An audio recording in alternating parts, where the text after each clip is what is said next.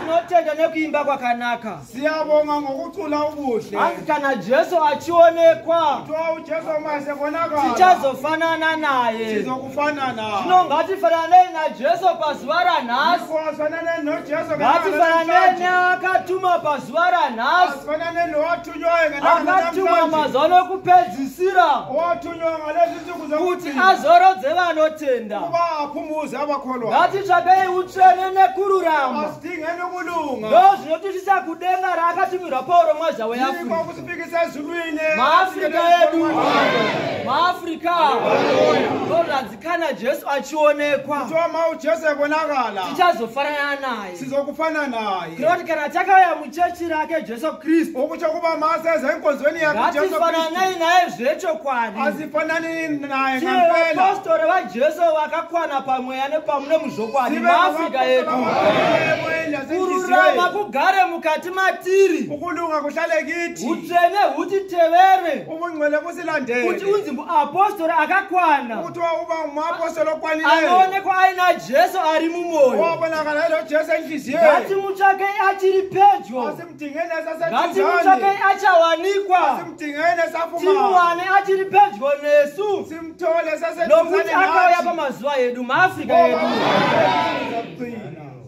Muprofita Maraki 4 verse 1 nokuti tarira izuva rinouya rinopisa sechoto Hanzi nokuti tarirai zuva rinouya rinopisa sechoto, Kuthiwa ngoba lizeza ilanga elivutha njengomlilo. ipapo vose vanozvikudza ipapo vose vanozvikudza navose vanoita zvakaipa navose vanoita zvakaipa vachatsva samashanga muAfrika yedu. Vose vanoita zvakaipa Bonke abayenza okubi. navose vanozvikudza Nabonke abazikhukhumeza. navose vasingachengete mirayiro Nabonke abangagcini imilayelo. vachatsva nemoto muAfrika yedu. nokuti tarira izuva rinouya rinopisa sechoto Nokuti tarira zuva richauya rinopisa sechoto, ipapo vose vanozvikudza ipapo vose vanozvikudza Bonke abazikhukhumezayo. navose vanoita zvakaipa navose vanoita zvakaipa Nalabo abayenza okubi. vachava samashanga vachava samashanga. zuva rinouya richavapisa Zuva richauya richavapisa Ilanga lizoza lizobashisa. rikasavasiyira mudzi kana davi rikasavasiyira mudzi kana davi muAfrika yedu. Lizoza libachiyene noma Ndo uluva. zvinotaura Jehovha. Yiko ukutsho uJehova. Pane wese anoita zvakaipa, Wonke oyenza okubi. pane wese asingachengeti murayiro, Wonke ongagcini umlayelo. nekuti zvanzi rangarira Sabata, Ngoba kuthiwa gcina khumbula isabatha. rangarira zuva reSabata Khumbula isabatha. kuti urichengete rive dzvene, Uba uligcine libe ngcwele. ubate basa mazuva matanhatu, Uhambe imisebenzi yakho ngamalanga. uite mabasa ako ose, Uyenze imisebenzi yakho yonke. asi zuva rechinomwe Kodwa ilanga lesikhombisa. iSabata raJehovha Mwari. Liyisabatha likaJehova Zvino uNkulunkulu. zvanzi vanochengeta Sabata raJehovha So iko kuthiwa bagcina isabatha likaJehova. nokuchengeta mirayiro yake yose yaakataura Nokugcina imilayelo yonke ayishoyo. nezvaakatumira muranda wake kwamazuva ekupedzisira, Nalokho wathumela inceku yakhe esifuni kwaje eAfrika ngalezi vanozvichengeta nekuzvitevera nekuzviita, abakugcinayo bekwenza. vose vachapenya senyeredzi dzekudenga muAfrika yedu. muAfrika 122. Hymn 122.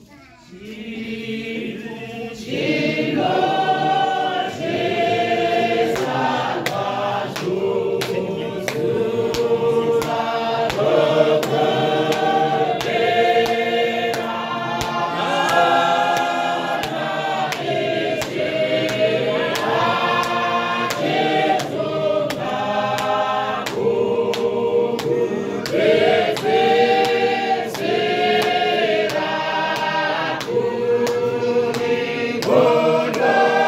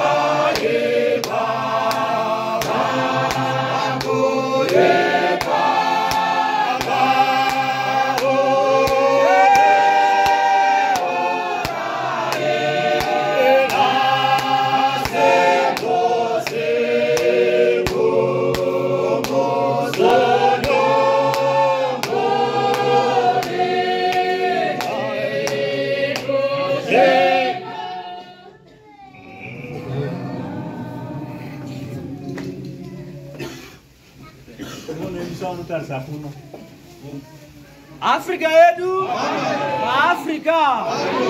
Zvanhu ngavadzoke avo vakaipa pakuipa kwavo, abaphenduke bonke abave ebubini babo, vauye pakururama, baze ekulungeni, tiuye pautsvene hwaMwari, sizwe ebungcweleni bukaNkulunkulu, tiuye pakufamba panzira tsvene inoendesa kudenga, size ekuhambeni endleleni engcwele ekuya ezulwini, nokuti nzira izhinji panyika ino, ngoba indlela ziningi emhlabeni, asi pane imwe chete kodwa kunendlela enye yakatsanangurwa naJesu Kristu eyakhethwa inkosi yethu Jesu Kristu inotisvitsa pamusoro pakudenga esifikisa ezulwini kuna ivo Baba. kuyo inkosi Ndiyo yakatumira muranda waMwari iye eyathunyelwa inceku kaNkulunkulu St. Paul Mazha weAfrika, Paul Mazha weAfrika maAfrika yedu. Asi imi munotya zita rangu, muchabudirwa nezuva rokururama rinokuporesa pasi pamapapiro aro. Muchabuda muchitamba semhuru dzemuchirugu, muchatsikira vakaipa pasi, nokuti vachava madota pasi petsoka dzenyu. Nezuva randichaita izvozvi, ndizvo zvinotaura Jehovha wehondo. Rangarirai murayiro waMozisi muranda wangu, wandakamurayira paHorebhi, wavaIsraeri vose, izvo zvandakatema nezvandakarayira. Tarirai, ndichakutumirai muprofita Eria, zuva iro guru raJehovha rinotyisa risati rasvika. Iye uchadzorera mwoyo yamadzibaba kuvana, nemwoyo yavana kumadzibaba avo, kuti ndirege kuuya ndirove nyika nokutuka. maAfrika yedu, maAfrika.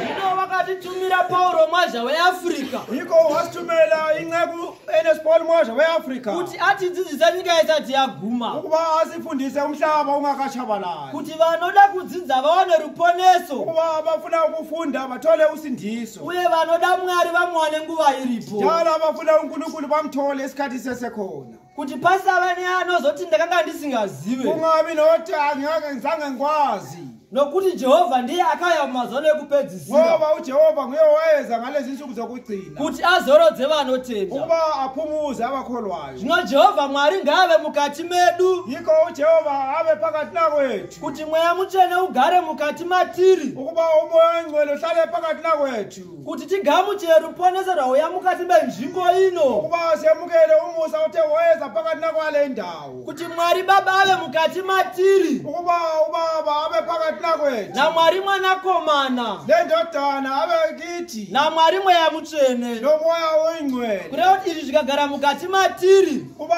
lokhu kungahlala kithi takwana pazvinhu zvose. sesikwanile ngento zonke, Mwoyo yedu ikava yakachena pamberi paJehovha Mwari, inhliziyo zethu mazihlambulukile phambi kaNkulunkulu, kunyange nevanotirika maoko pamisoro yavo, nalabo abafaka izandla phezu kwethu, Mwari anobva agara mukati mavari, uNkulunkulu uyahlala phakathi nakwabo, nokuti Mwari agare pane tsvina, ngoba uNkulunkulu ahlale lapho kungcole khona, nokuti Mwari chiedza. ngoba uNkulunkulu ukukhanya. Zvino chiedza ndo chauya mukati mezuva ranhasi, Yiko kukhanya kote kuweza ngelanga kuti lanamhlanje, tivhenekere mukati matiri. ukuba kukhanye phakathi nakwethu. Zvino ngatititendere pazuva ranhasi Yiko asikuvumeleke ngenanga namhlanje kuti chipinde mukati matiri, ukuba ukukhanya lokhu kuhlale phakathi nakwethu, tishandise naMwari Baba, sisetshenziswe ngubaba, atichengete mazuva ose, asigcine imihla nemihla, agotitungamirira pamabasa ose ekumunamata, asikhokhele emsebenzini yonke yokuthandaza, tigoramba tiri munzira dzake, siyalele endleleni zakhe, tichifamba sezvaakarayira nekureva iye pachake. sikhamba njengalokho akulayelayo yena. maAfrika yedu, maAfrika.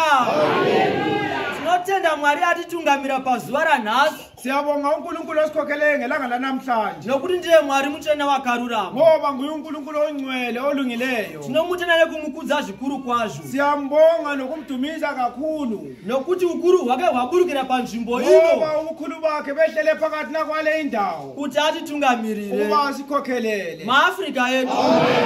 Maafrika. Mwari akomborere kusakoda marake zvino.